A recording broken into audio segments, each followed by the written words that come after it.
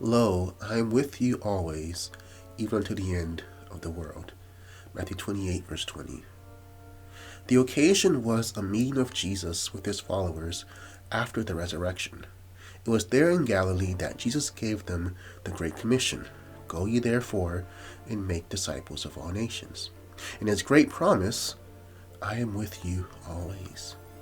This promise encouraged one like Livingstone to endure illness, loneliness, and danger in the heart of Africa after years of missionary service, littered with 30 fevers and crippled as a result of an encounter with a lion.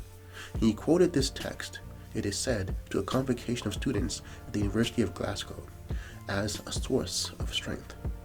The glory of this promise is that it is always up to date. It presents a living Christ who is beside his followers every day. Leonardo da Vinci, in his painting The Last Supper, depicts the Savior as a present Christ. The landscape which can be seen through the window in the background of the picture is like that near Milan rather than Palestine. The table and the chairs, the cloths and the dishes were not like those used in Jerusalem in the first century, but the kind that were to be found in Italy when the picture was painted.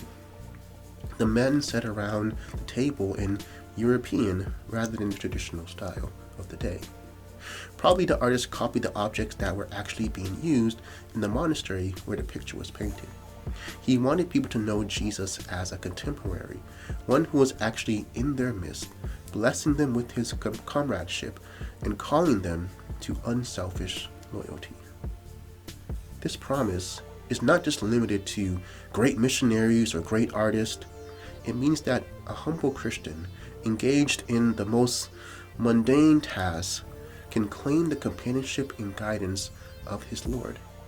The great truth is the answer to feelings of futility. How can life be meaningless if the risen Christ is always by your side? The Christian faith has its roots in the past and its hope in the future, but it's essentially a right now religion.